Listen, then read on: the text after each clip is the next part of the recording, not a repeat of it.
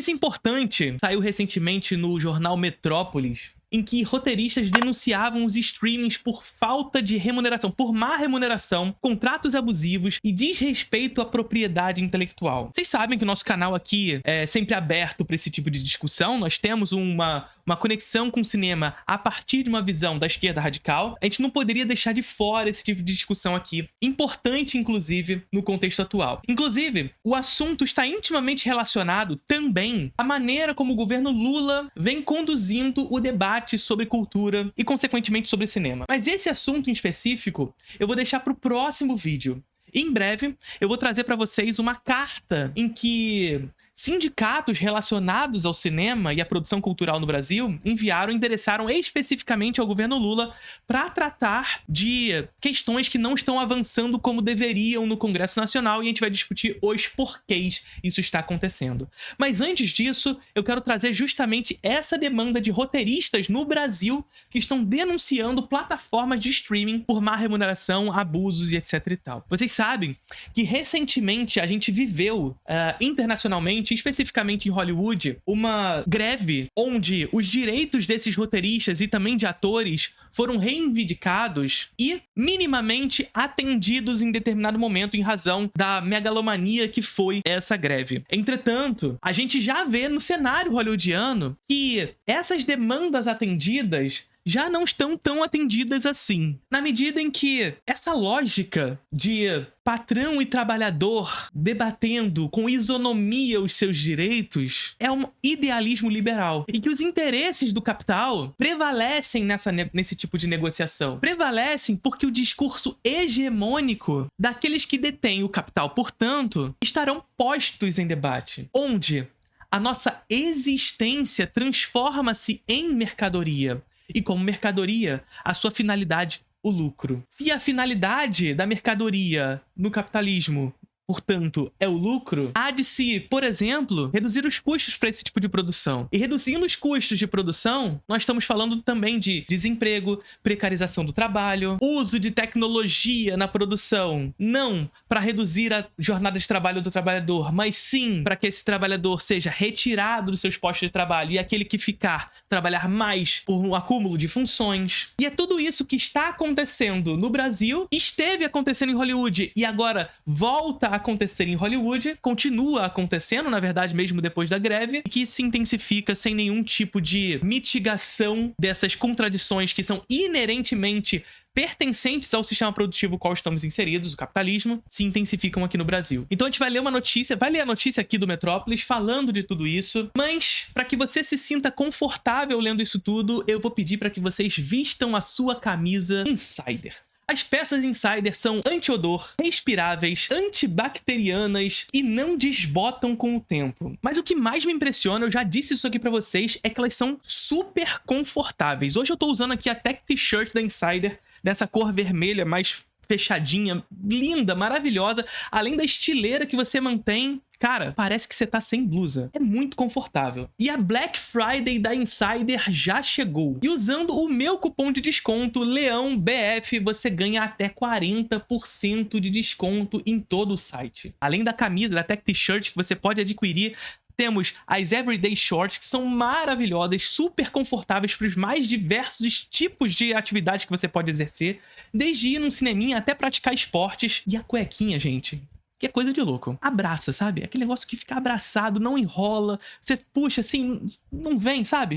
Então já vai na descrição aqui do vídeo, acesse o link e adquira a sua peça da Insider. Então tá aí, notícia da Metrópolis: abusivo e arbitrário, entre aspas. Roteiristas denunciam plataformas de streaming. Notícia da Milena Vogado para o Metrópolis. Amazon, Disney, Globoplay, HBO, Netflix e Paramount são as 6 plataformas de streaming investigadas pelo Ministério Público do Trabalho do Rio de Janeiro após denúncias de más condições de trabalho dos roteiristas. Os profissionais denunciam contratos abusivos e desrespeito à propriedade intelectual, além de má remuneração e demissões arbitrárias. A questão da propriedade intelectual, inclusive, é uma das coisas mais importantes debatidas na regulamentação de streaming, que está sendo má conduzida, para dizer assim, minimamente, que está sendo má conduzida no Congresso. E a gente vai discutir isso de maneira mais aprofundada no próximo vídeo, em que a gente vai ver a carta endereçada ao Lula pelos sindicatos. Vamos lá.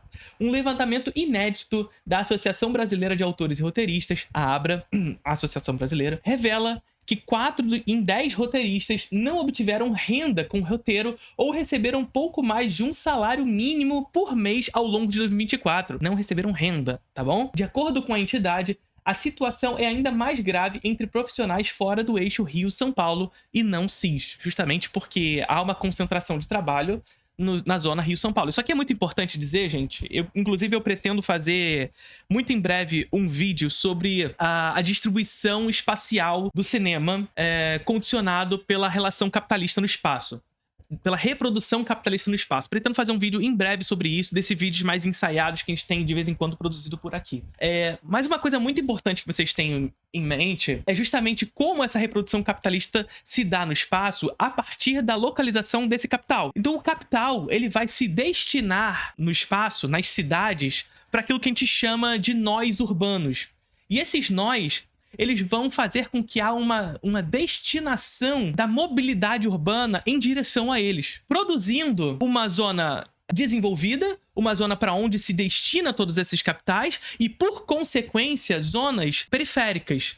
Esse capital não é atendido, não chega, melhor dizendo. Então, o capitalismo, ele reproduz, por sua própria contradição, zonas de desenvolvimento e zonas de periferia, zonas não desenvolvidas. E quando a gente está falando das relações de trabalho, e isso eu não digo nem só nacionalmente, mas também na divisão internacional do trabalho, isso também acontece. Determinadas localidades no globo se estabelecem como nós dessas redes internacionais para onde o capital se destina e, por assim dizer, reproduz, por consequência, zonas periféricas do capitalismo, periferias globais do capitalismo, onde aquilo que era chamado anteriormente de terceiro mundo tem a sua forte presença dessa condição da periferia do globo, onde hoje nós chamamos de sul global. Quando a gente está falando dessa divisão internacional do trabalho, portanto, numa escala nacional, e pensando nessa lógica dos roteiristas, nós estamos falando de algo muito semelhante. O capital se destina aqui no Brasil para a região sudeste. E se destinando para a região sudeste,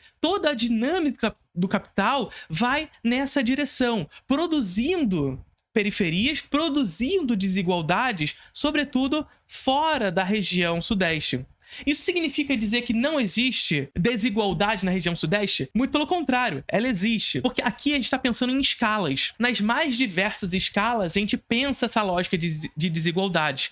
Na cidade do Rio de Janeiro, na cidade de São Paulo, haverá locais onde o capital se destina mais fortemente e, portanto, se desenvolve melhor. Enquanto isso, produz desigualdades nessa mesma cidade. É a gente pensar, por exemplo, na especulação imobiliária envolvendo, por exemplo, a Cracolândia em São Paulo, que nada mais, nada menos é do que um artifício de criação de especulação imobiliária. Então, a lógica da reprodução capitalista no espaço, ela existe justamente para produzir desigualdade social, desigualdade espacial, beleza? E a dinâmica internacional do trabalho está intimamente relacionada a essa reprodução de desigualdades. É algo inerente ao capitalismo. E no capitalismo há possibilidade de mitigar esses problemas? Sim. Isso aqui é muito importante que se diga. Não é porque no capitalismo é impossível superar esses problemas que nós não devamos lutar no capitalismo para diminuir essas desigualdades, para mitigar esses problemas. Por quê? Porque apesar de nós querermos a superação desse sistema, as pessoas sentem fome hoje. As pessoas sentem fome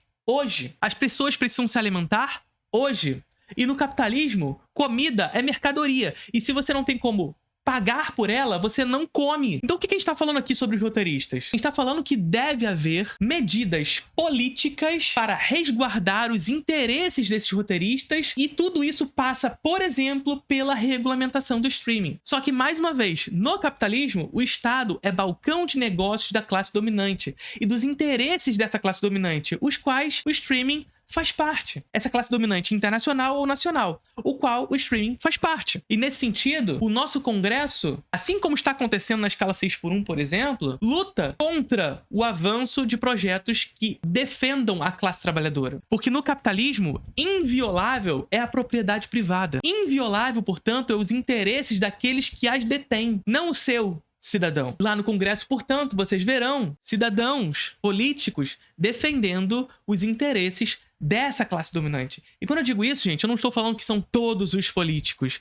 mas que esse Estado, o aparato do Estado burguês, serve justamente para atender aos interesses dessa classe dominante. Ainda que difícil, o debate sobre regulamentação de streaming no Congresso é atravessado por esses interesses da burguesia nacional e internacional. E da burguesia internacional a gente está falando de quê? A gente está falando de Netflix, a gente está falando de Amazon, a gente está falando desses serviços de streaming, da HBO. E na burguesia nacional a gente está falando de Globoplay, por exemplo. Desses grandes players do mercado internacional e nacional. Não vem na regulamentação do streaming o interesse aos seus negócios. Agora, vendo uma inevitabilidade da construção de uma regulamentação de streaming, como pode vir a ser na medida em que é um projeto de caráter internacional, o mundo está regulamentando o streaming, é inevitável que haja uma regulamentação. Esses agentes, mais uma vez, internacionais e nacionais, Netflix, HBO, Amazon, Globoplay e etc., agirão para tornar essa regulamentação boa aos seus interesses e não aos dos trabalhadores. E é por isso que precisamos lutar por isso. É por isso que nós precisamos estar ativos o tempo inteiro com relação a isso. Para que o Congresso haja de acordo com os interesses da classe trabalhadora brasileira e não os interesses da classe hegemônica internacional. Essa é a parada. Ainda segundo estudo, menos de 1/3 dos roteiristas que participaram da pesquisa vivem apenas de roteiro no Brasil. Ou seja, é uma atividade extra que eles precisam fazer para completar a renda. A maioria dos profissionais atuam em outras funções, principalmente no audiovisual, por necessidade ou obrigação. Claro, muitos dos trabalhos que eles realizam, eles não são remunerados por isso, ou então são remunerados com salário mínimo. Então, assim, quem vive de salário mínimo, né? O inquérito civil, conduzido pelo procurador Luiz Casagrande, foi publicado no dia 24 de setembro. A medida ocorre cerca de 2 anos após a Abra pedir a mediação da procuração das relações contratuais de roteiristas com seus contratantes, diante de reiteradas reclamações dos associados sobre cláusulas e condições abusivas em contratos. A associação cita alguns exemplos das cláusulas e condições consideradas abusivas. Vamos vê-las. Olha só. Impossibilidade de negociar cláusulas importantes nos contratos, que são modelos padronizados das plataformas de streaming. Então aqui, basicamente, é aquilo que a gente já estava dizendo. O patrão e o contratado devem negociar entre si o seu negócio. É assim que funciona? É dessa maneira isonômica que acontece real? Aí chega lá o contratado, né? O trabalhador e fala assim, não, mas isso aqui não tá funcionando, não funciona. Isso aqui não é ruim pra mim. Então tá bom, sai, meu amigo, tem outro pra entrar. É por isso que no capitalismo, gente, se reproduz desemprego, o que o Marx chamava de exército industrial de reserva. Por isso que é importante ao capitalismo a reprodução de desemprego. Primeiro porque é reproduzindo desemprego que se controla a inflação para os capitalistas. Para o capitalista é reproduzindo desemprego que você controla a inflação. Primeira coisa é essa. Por quê? Porque você reduz consumo. Então os capitalistas estão tudo assim. Os capitalistas, os liberais estão tudo assim. Olha só, a inflação foi controlada, gente. À custa de quê? De gente passando fome, mas foi controlada a inflação. A inflação tá controlada, gente. Então, se a inflação tá controlada, tá tudo bem. Tem gente passando fome? É só um mero caso. Mero acaso que as pessoas estejam passando fome. Mero acaso que os roteiristas estejam trabalhando sem receber. Mero acaso. Mas se ele não quiser trabalhar, eu boto outro no lugar. Se ele não quiser, eu boto outro no lugar. E não só boto outro no lugar. Boto outro no lugar recebendo menos ainda. Porque se tem gente desempregada, você baixa o salário. Você reduz o salário, tá ligado? Então essa é uma contradição inerentemente capitalista. Eu recomendo fortemente que vocês leiam esse livrinho aqui. David Harvey, 17 Contradições e o Fim do Capitalismo. Já indiquei esse livro algumas vezes durante as nossas lives aqui pra vocês. E o David Harvey, ele é bastante didático nesse livro aqui, porque ele expõe justamente as contradições capitalistas. E quando eu digo contradições capitalistas, eu tô falando de contradições que são insuperáveis dentro do sistema. Ou seja, você pode até mitigar esses problemas, mas você não os resolve no capitalismo, porque o capitalismo reproduz essas contradições ciclicamente.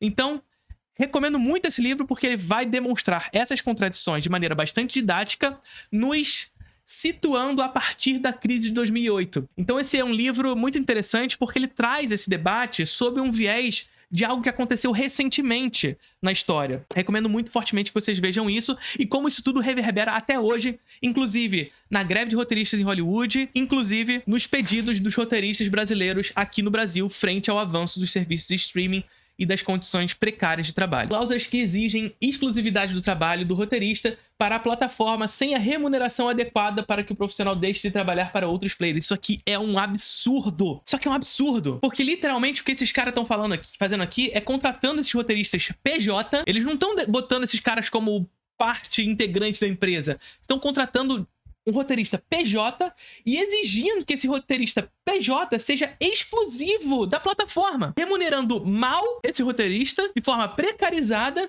sem direito trabalhista, e ele tem que ser exclusivo dessa plataforma, não podendo pegar outros trabalhos em outras empresas. Isso aqui é um absurdo de todo tamanho. E é mais um motivo pelo qual a regulamentação de streaming urge no Brasil. Urge a necessidade de uma regulamentação de streaming no Brasil. Tá ligado? Não ter garantia de receber os créditos adequados de autor das séries e filmes escritos para os streamings. Isso aqui é uma loucura. Os roteiristas escrevem o roteiro de uma série e o nome dele não é creditado. O nome do cara não é creditado. Ele é simplesmente um escritor fantasma, tá ligado? Obrigação de escrever novas temporadas de série pelo mesmo valor da temporada inicial, ou apenas com um pequeno acréscimo dos valores dos cachês, que serão negociados, evidentemente, entre patrão e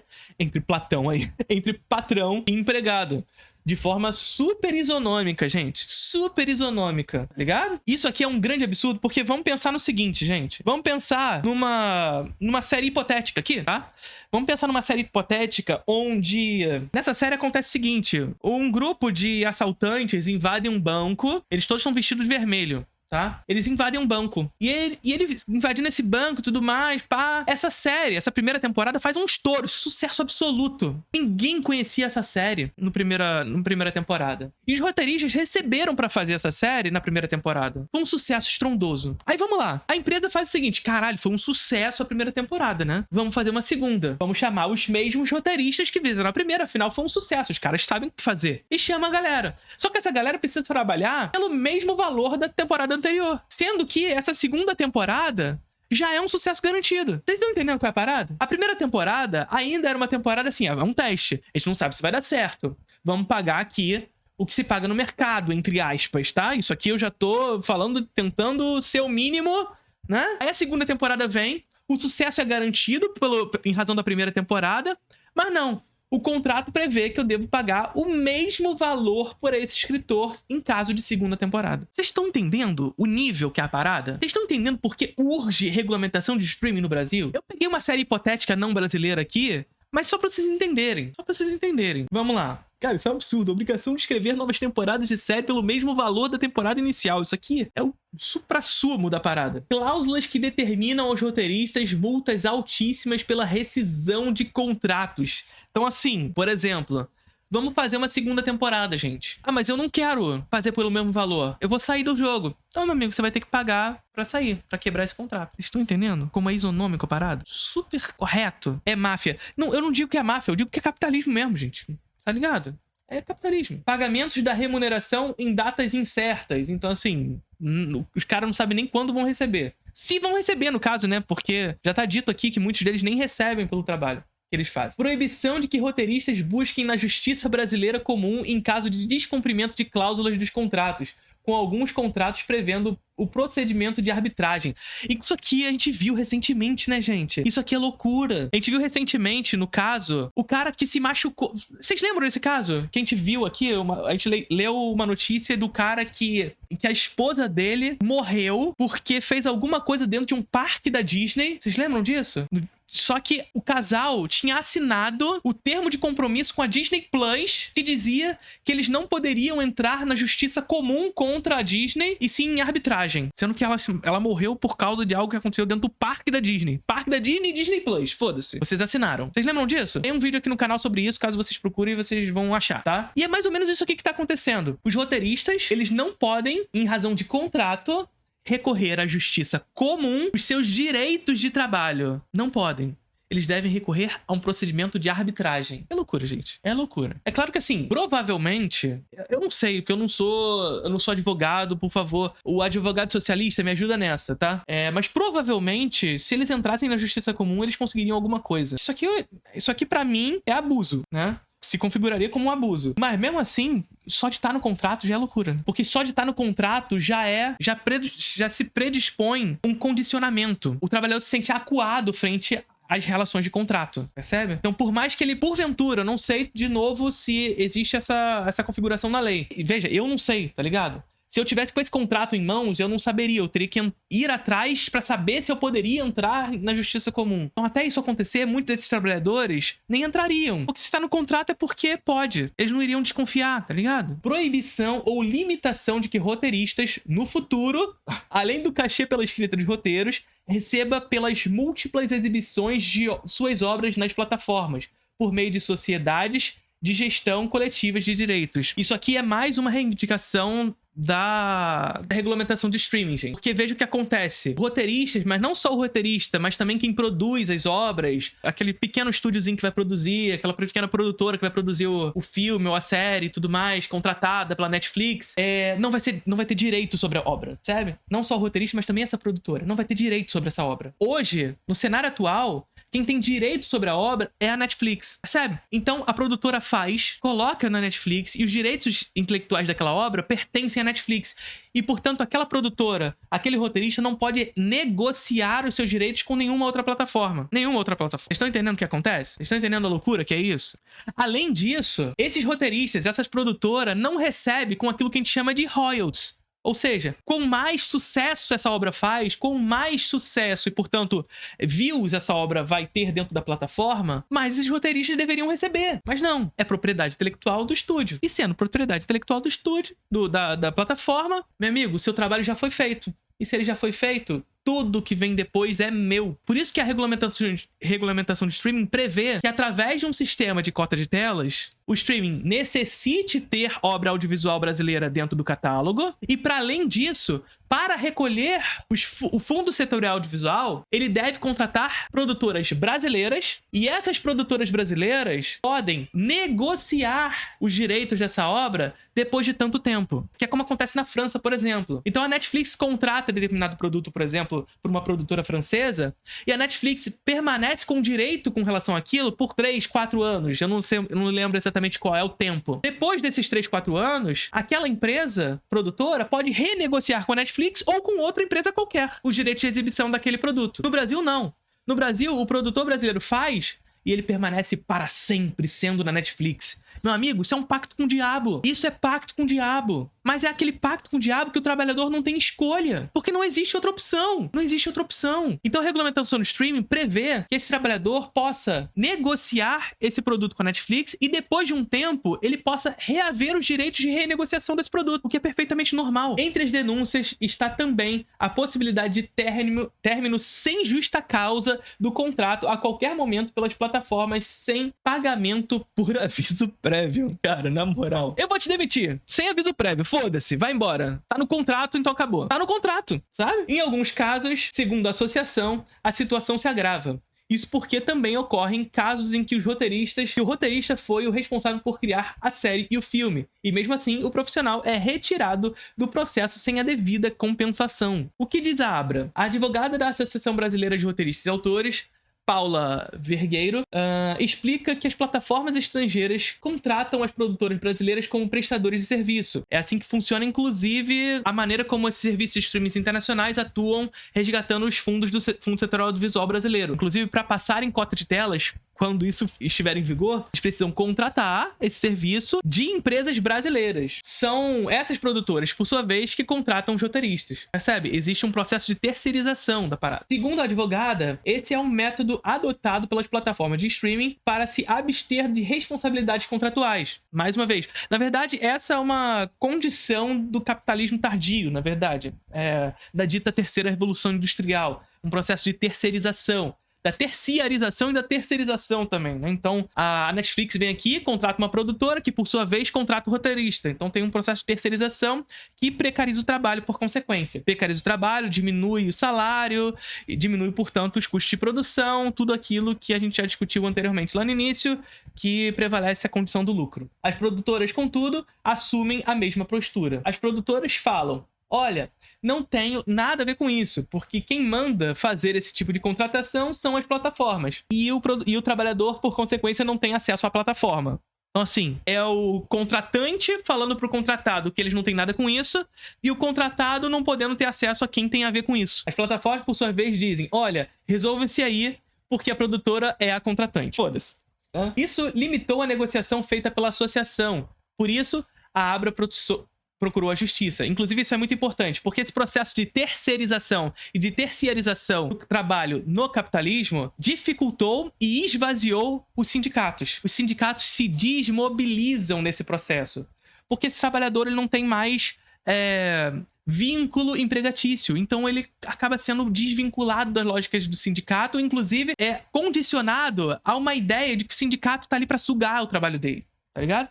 Então, o trabalhador ele fica nesse lugar de precarização e sozinho, sem uma organização que atenda aos seus interesses, ou uma organização enfraquecida nesse contexto. Conforme a advogada, há também um inquérito movido pelo Ministério Público de São Paulo, mas que se resumiu a intimar as plataformas de streaming estrangeiras, não vindo as contratantes brasileiras. O presidente da Abra, André Mielnik, disse ao Metrópolis que o MPSP entendeu que existe uma relação assimétrica na contratação. Sério, meu amigo? Ele entendeu? São contratados basicamente de adesão.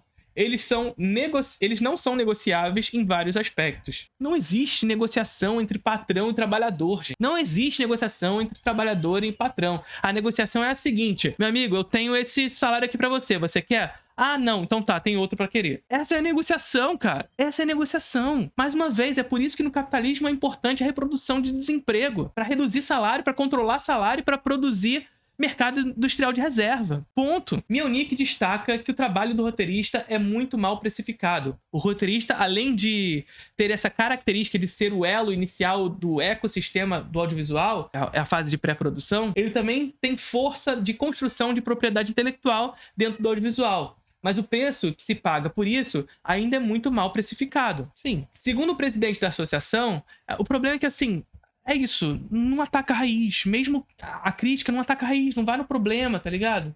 E mesmo que não vá no problema, não entrega uma solução de mitigação. Não entrega, e solução é a palavra errada, não entrega uma resposta de mitigação, de regular essa ordem de trabalho, tá ligado? Esse é um sintoma de uma indústria que ainda está entendendo o seu tamanho. Não. Esse é um sintoma de uma indústria que ainda está entendendo o seu tamanho. Não é, cara. Esse é um sintoma do capitalismo, cara. Cara, sabe qual é o problema disso? Essa porra é um sintoma de uma indústria que ainda está entendendo o seu tamanho. Mas você sabe o seguinte, quando ela entender o tamanho, já não vai ser mais o tamanho, porque a meta já vai ser outra. E a gente vai ficar eternamente discutindo quando que finalmente o streaming se consolidou de fato. Quando definitivamente o streaming descobriu qual é o seu tamanho e onde o trabalhador está nesse caminho. Não, é agora. É agora. Não é amanhã. O streaming já tá aí. Já é tarde para regular. Já é tarde. Esse é o tipo de fala que a classe dominante tenta trazer o tempo inteiro pra atrasar o processo de regulamentação do streaming. Pra atrasar esse processo. O streaming tá entendendo o seu tamanho, a gente não sabe exatamente o que é,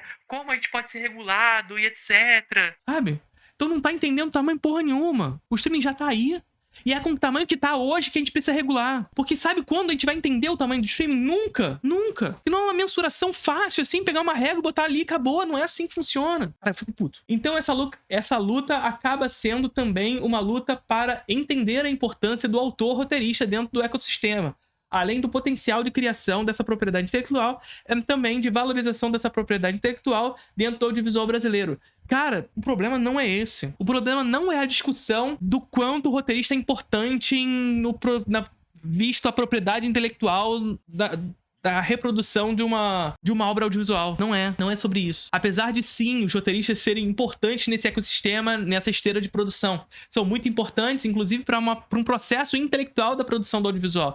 Mas não é só sobre isso. O processo de precarização do trabalho no audiovisual ou qualquer outro sistema, na divisão internacional do trabalho, parte tanto de um processo mais intelectual da produção, como no chão de fábrica. Então não é só sobre a valorização desse produtor, que precisa ser valorizado enquanto um trabalhador intelectual, mas para além da sua intelectualidade nesse processo, para além disso, para além dessa lógica de propriedade intelectual, para além da lógica de propriedade, para além dela. Relatos. O Metrópolis ouviu 2 roteiristas que não serão identificados nesse texto. A decisão se deu para preservar a segurança dos profissionais e evitar represálias em futuras contratações. Um dos profissionais apontou uma cláusula de pagamentos sobre aprovação, o que, segundo ele, nunca dá certo. A aprovação é um critério extremamente subjetivo num roteiro. E se não está aprovado, você não recebe. Pois é, basicamente o que ele está dizendo é o seguinte: você vai produzir um roteiro. Se esse roteiro não for aprovado por aquele que te contratou, você não vai receber por ele. Ou seja, você realizou o trabalho, você fez tudo o que precisava ser feito, mas não foi aprovado, então não vamos fazer, não vamos pagar por você. É basicamente o seguinte: imagina que uma empresa, vamos supor a Netflix, ela vai lá e te contrata enquanto roteirista pra fazer uma série. Você escreve a primeira temporada inteira dessa série e entrega pra Netflix. A Netflix fala assim: a gente desistiu de fazer essa série, então não vou te pagar. É basicamente isso. Mas você já fez o seu trabalho. Seu trabalho já foi feito, tá ligado? Com isso, ele também não pode se programar financeiramente, evidentemente, né? Porque se você tá fazendo um trabalho e você não sabe nem se você vai receber por ele, você não pode se programar. E mais do que isso, às vezes você só tem aquele trabalho, né? Porque você não pode nem fazer trabalho pra outra empresa, porque você tá com exclusividade naquela empresa. Em outra ocasião, mesmo virando à noite trabalhando, o profissional foi demitido sem motivo aparente. A justificativa seria dar uma chacoalhada no... a tomar no cu. Puta que pariu. A empresa demitiu o cara para dar uma chacoalhada na equipe. Na moral, olha a justificativa que a porra da empresa me dá. Dar uma chacoalhada na empresa, na equipe. Basicamente assim, dizer assim pra eles: olha, trabalha, senão você vai sair que nem ele. Seja produtivo, senão você vai sair que nem ele. Eu não sei nem se eu vou te pagar pelo que você tá fazendo aí. Mas se você não trabalhar, se você não for produtivo, você vai sair que nem ele. Ele salienta que as produtoras brasileiras também têm responsabilidade sobre os abusos. Afinal, são elas as responsáveis pelos contratos. Não são só os streamings, não. As produtoras participam dessa prática de trabalho abusiva. Cara, sim, as produtoras têm responsabilidade, mas, como o próprio texto nos indica, o streaming contrata a produtora com essa condicionante. O streaming contrata a produtora com essa condicionante de terceirização do trabalho. Percebe?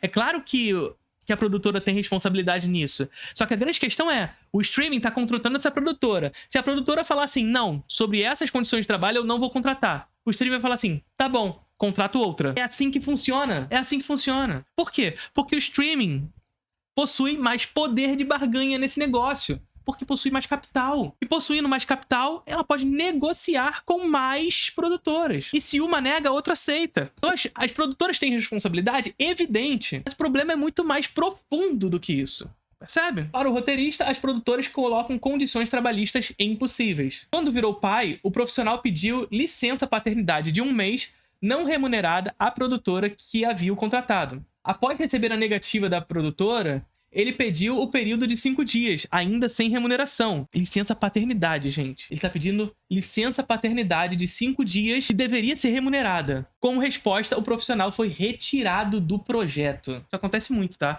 Isso acontece muito com ator também, tá? Existem casos de atores que fazem assim: pô, tô precisando de um descanso, tá? A jornada de trabalho tá muito forte e tudo mais. No dia seguinte ele é tirado de trabalho. Não é só com um roteirista, não. É todo o esquema da produção de trabalho acontece isso. Tudo. Tá gato hoje, professor. Eu tô gato hoje, Lucas Radical, porque eu estou usando a camisa da Insider. Confortável, anti-odor, respirável. Enfim, só usem. Use meu cupom LEÃOBF e garanta até 40% de desconto no site da Insider. Além dessa estileira aqui, você ainda tem todo o conforto. Essa camisa que eu vou dizer pra vocês é confortável de verdade. De verdade. Outro roteirista também revelou problemas com relação à licença paternidade. Ele estava escrevendo para uma série e no momento da contratação, a produtora já sabia que o profissional seria pai. A produtora já sabia que ele seria pai. Só que estava contratando ele para um serviço provavelmente rápido, que ele não precisaria tirar essa folga, né? Não sei. Por isso, foi acordado o período de 2 semanas de recesso após o nascimento da filha. No entanto, nenhum dia foi dado. Eu estava no hospital escrevendo o roteiro, entreguei o roteiro no prazo e eles queriam, e aí depois eles me demitiram e falaram que eu estava sem cabeça para escrever, assim que ela nasceu. Cara, na moral, eu como pai lendo isso aqui, é uma coisa absurda. Eu me compadeço e eu entendo toda a dor que deve ter sido pra esse pai. Isso aqui é uma loucura. Literalmente, os caras fizeram o seguinte: você já entregou todo o trabalho que você tinha pra dar. Você entregou tudo no prazo que nós pedimos. Mas agora a tua filha nasceu e você não tem mais tempo. Você não tem mais tempo, não. Você não tem mais cabeça pro seu trabalho. Alimenta a sua filha com amor, trabalhador filho da puta. Cara, isso aqui é difícil pra caralho, tá? Segundo o autor, A lógica de trabalho faz os profissionais saberem que, se quiserem sair do emprego, não podem. Mas, ao mesmo tempo, eles podem ser substituídos a qualquer momento. É a lógica do exército industrial de reserva que eu tava falando. Caralho, puta que pariu, tá difícil agora, tá? Tocou num ponto muito específico. Assim como o primeiro roteirista, ele também passou por um contrato que considerava abusivo com a produtora brasileira. O profissional desenvolveu um projeto inteiro, do começo ao fim, e a produtora colocou a cláusula segundo a qual se reservava ao direito de colocar qualquer profissional como co-criador. Isso é uma coisa que está ali para ferir diretamente os direitos autorais. Uma coisa é o projeto ganhar ideias e amadurecer, outra coisa é a criação do projeto. É um tipo de trabalho, destacou. Atualmente, ele está em um bom trabalho, mas sabe que isso não deve durar muito tempo. Um projeto agora que foi ótimo, inclusive super respeitoso, o que é uma raridade. Mas é isso. Acaba semana que vem e aí estou chutando para todo lado para tentar achar uma outra coisa nova. Cara, que vida. Que vida. Em 2023, roteiristas de Hollywood se uniram em uma greve que durou 148 dias. O sindicato da categoria WGA, na sigla em inglês, aprovou depois de votação um acordo fechado com os representantes dos estúdios, que pôs fim à paralisação. O movimento impactou de maneira significativa o mercado audiovisual. Impactou de maneira significativa, mas a gente já vê que os grandes estúdios já estão retroagindo com relação a esses direitos. Inclusive, achando brechas nesses acordos para continuar precarizando e explorando o trabalhador roteirista e ator. Sobretudo roteirista. Sobretudo roteirista não, desculpa. Sobretudo roteirista eu digo porque a gente tem essa visão do ator sendo o Leonardo DiCaprio, sendo Margot Robbie, etc e tal. Mas o ator de chão de fábrica tá lá. Continua sendo precarizado. O dublê, tá ligado? Essa galera tá fudida. Sobretudo com o avanço das inteligências artificiais. Que tava lá na discussão da greve, mas já tá sendo usada. E continuará sendo. Para Paula Vergueiro, advogada da Abra, o episódio mostra que os roteiristas do país norte-americano têm uma forte proteção laboral. Tem uma forte proteção laboral porque sobretudo porque o sindicato de atores é muito forte por lá, né? Tanto o sindicato de atores como o sindicato de roteiristas tem uma determinada força em Hollywood. Só que essa força tende a diminuir com o tempo também. Ela é forte por quê? Porque Hollywood é hegemônico na produção global de cinema. Só que Hollywood já começa a compreender que pode se utilizar da divisão internacional do trabalho para produzir seus filmes. Já começa a fazer isso. Sobretudo com roteiro. Então Hollywood pode contratar roteirista de fora dos Estados Unidos para produzir seus filmes.